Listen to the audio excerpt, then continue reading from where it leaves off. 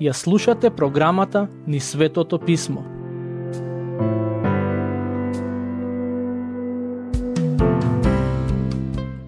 Драги слушатели, доколку имате Библија при рака, ќе ве замолам да ја отворите кај глава 11 од книгата Повторени закони. Во нашето проучување на оваа книга стигнавме токму до тој дел. Во претходната епизода завршивме со читање на стиховите во кои Бог им кажува на израелците дека ветената земја е поинаква од онаа во Египет. Главната разлика беше во тоа што египетската почва беше поплодна и затоа не и требаше многу дожд во текот на годината. Од друга страна, почвата во ветената земја беше посува и за да биде плодна зависеше од чести дождови. Но Бог им кажа на израелците дека се додека тие верно чекорат по неговиот пат, самиот тој редовно ќе праќа дожд и така земјата ќе биде навистина плодна. Ке почнеме со читање на текстот. Во стиховите кои ќе ги читаме, Бог преку Мојсей на израелците ќе им каже кои ќе бидат границите на земјата, но и како да им биде добро додека ја населуваат и живеат во неа. Стих 24.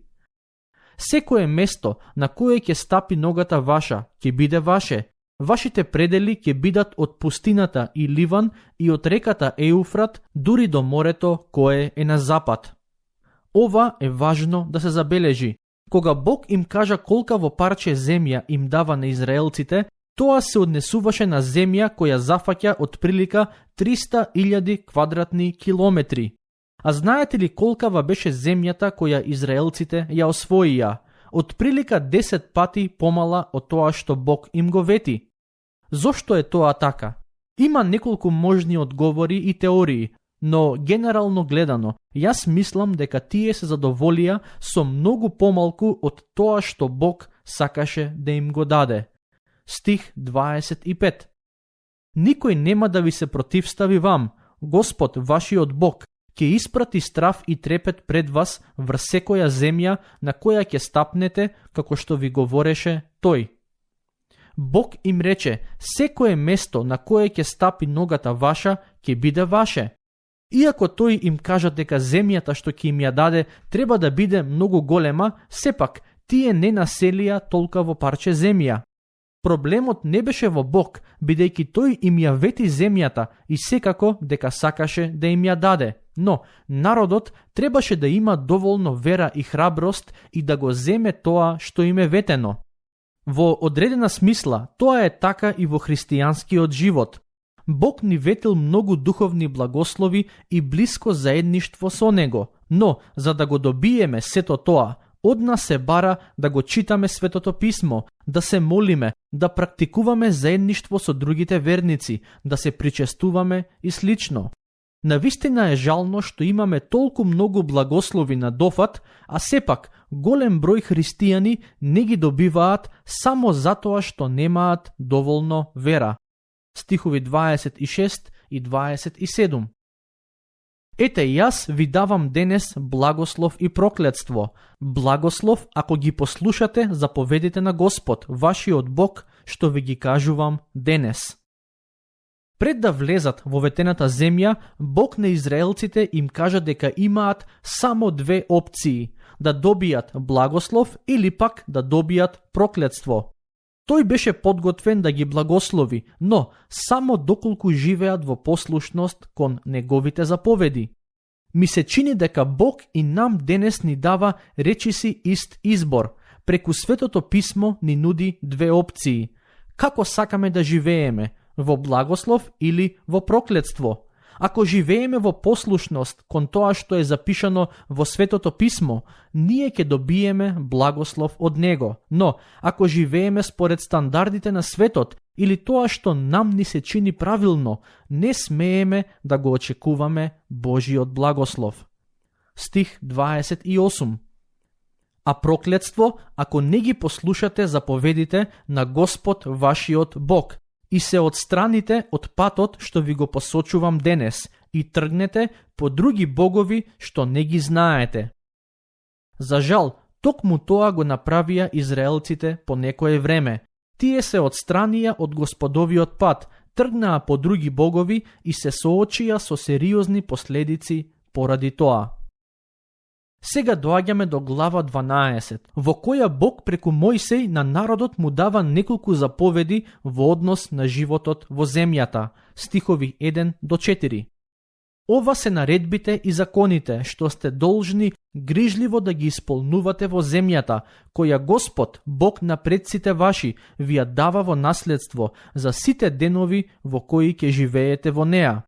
Разрушете ги сите места, каде што народите кои ќе ги покорите им служеле на боговите своји, по високите планини и височини и под секое разгрането дрво. Разурнете ги жртвениците нивни и скршете ги столбовите нивни. Изгорете ги со оган ашерите нивни, издробете ги идолите на боговите нивни, сотрете го и името нивно од тоа место. Да не му правите такво нешто на Господ вашиот Бог. Една од првите и најважни заповеди поврзани со животот во ветената земја се однесуваше на идолите на кои израелците ќе најдат при освојувањето на земјата. Бог јасно им кажа дека ќе најдат жртвеници и идоли посветени на различни богови, но им кажа и што да направат со нив, да ги изгорат, да ги скршат и да ги разурнат. Народот не требаше да покаже никаква милост кон тие кипови, ниту пак да се обиде да има какво било разбирање за верата на луѓето кои живеат во таа земја. Тоа беа кипови посветени на лажни богови и затоа требаше да бидат уништени.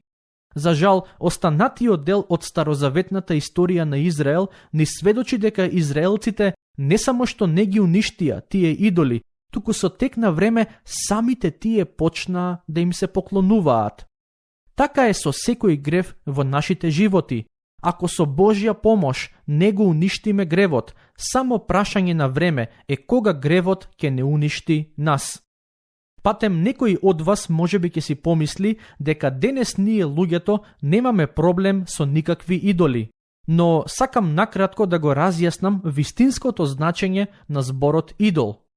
Од една страна, да, тоа се однесува на одреден кип или статуа која е направена во чест на некој бог, но од друга страна, идол во нашиот живот може да биде сето она кое го сметаме за најважно и од кое ја добиваме целта и смислата на животот. Така, идол може да бидат парите, кариерата, семејството, децата, пријателите, државата, музиката, политичката партија и слично. Освен ако не станува збор за Бог, се што ни дава смисла и цел во животот веќе е наш идол.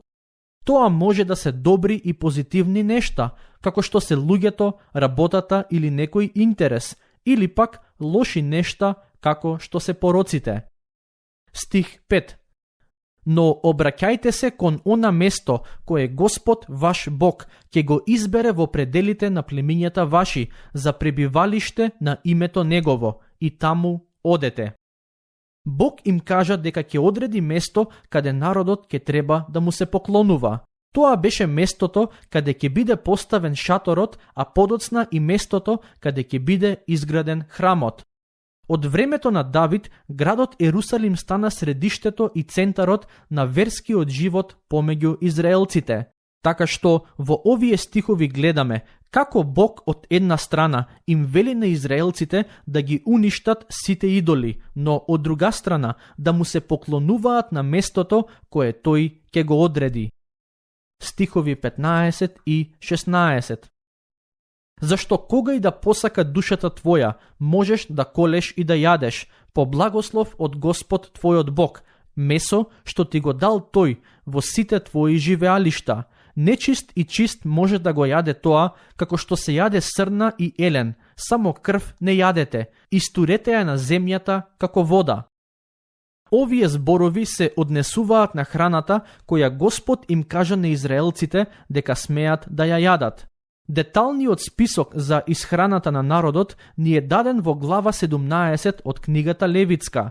Таму стои запишано кои животни народот смееше да ги јаде, бидејќи се чисти, а кои не смее да ги јаде, бидејќи се сметаа за нечисти. Стихови 20 и 21.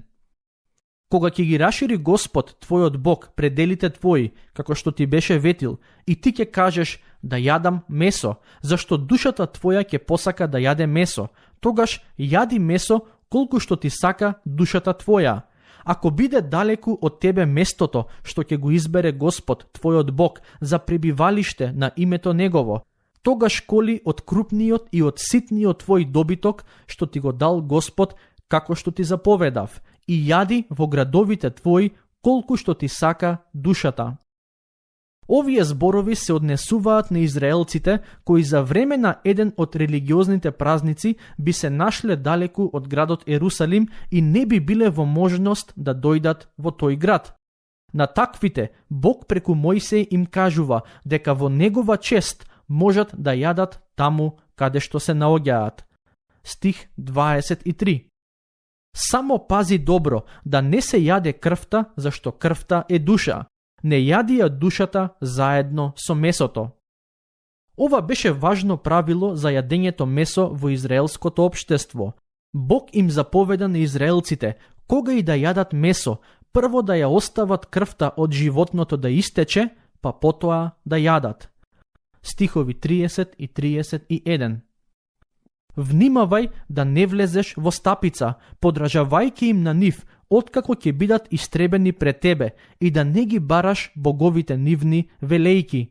Како што служеле тие народи на боговите своји, така ќе правам и јас. Да не му правиш така на Господ твојот Бог. Одвратно му е тоа на Господ што го прават тие на боговите своји, бидејќи тие и синовите своји и ќерките своји ги горат на оган за своите богови.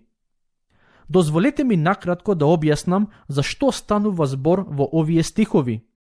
Народите кои живееа во земјата која им беше ветена на израелците се поклонуваа на многу богови. Обожувањето на тие богови покрај другото вклучуваше и еден вид на жртвување на деца. Затоа Бог преку Мојсей им најави на израелците дека станува збор за народи кои своите синови и ќерки ги горат на оган за своите богови. Божјото предупредување во овие стихови е многу јасно. Израелскиот народ во ниту еден момент не смее да го практикува тој пагански ритуал, бидејќи тие нешта му се одвратни на Бог. Денес, за жал, многу луѓе во светот ги жртвуваат своите деца на жртвеникот на спортот, кариерата, сексуалните идеологии, дрогата и слично. Христијаните треба да покажат поинаков пример и да му ги посветат своите деца на Господ. Наместо да учиме од другите, односно како тие ги воспитуваат своите деца, ние како верници треба да покажеме како децата треба да се воспитуваат. Се разбира, тоа можеме да го направиме само со водството и помошта на Светиот Дух. Во глава 13 Бог преку Мојсей ги предупредува израелците против лажните пророци и лажните богови со кои народот неминовно ќе се соочи. Ќе почнеме со читање на текстот. Стихови 1 до 4. Погрижи се да исполнуваш се што ти заповедам денес. Не додавај кон тоа и не одземај од него.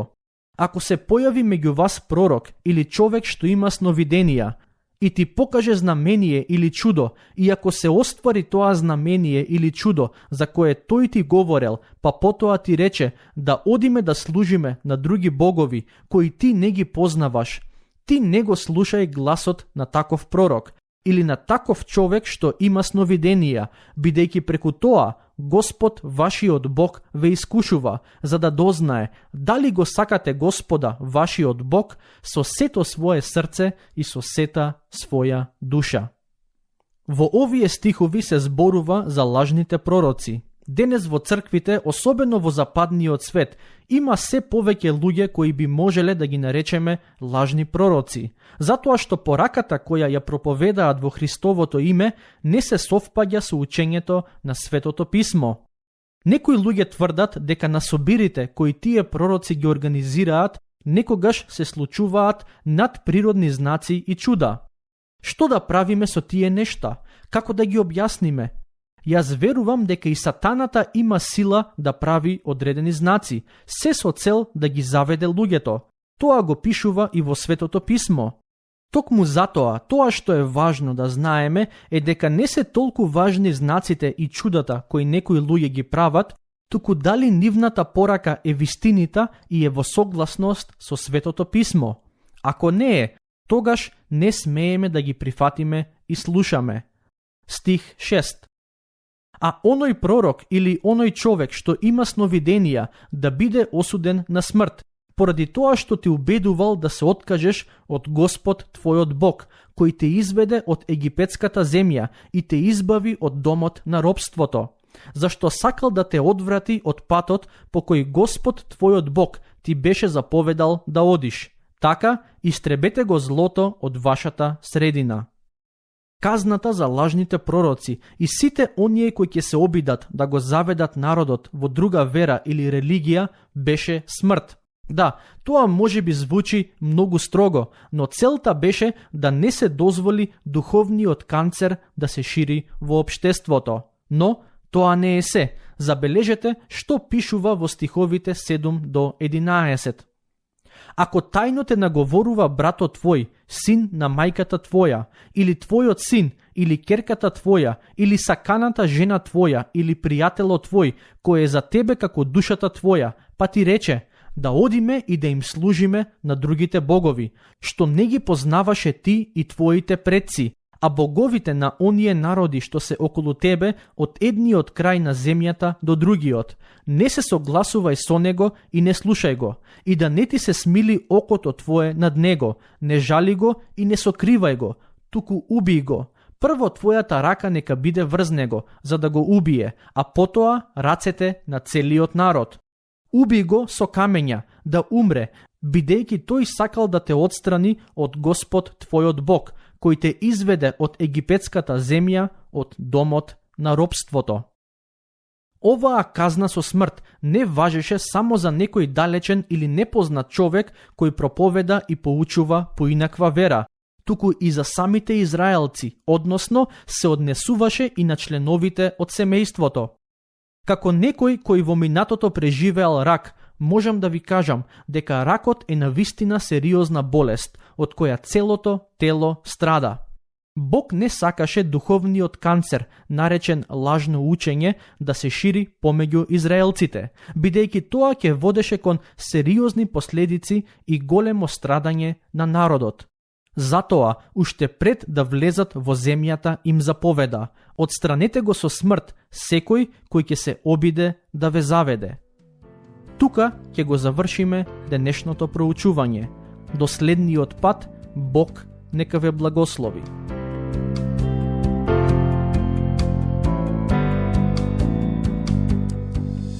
Слушнавте епизода од програмата Низ Светото писмо. Можете да не слушате и преку мобилна апликација на нашиот YouTube канал и на подкаст платформите како што се Apple и Spotify. Ако ви се допаѓаат нашите епизоди, споделете ги и препорачајте ги на вашите пријатели. Бидете слободни да ни оставите свој коментар или да ни пишете на нашата имейл адреса nizsvetotopисmo@gmail.com. Следете ги нашите страни Низ Светото писмо на Facebook и Instagram. Епизодите од оваа серија можете да ги најдете и на нашата веб страна ttb.twr.org.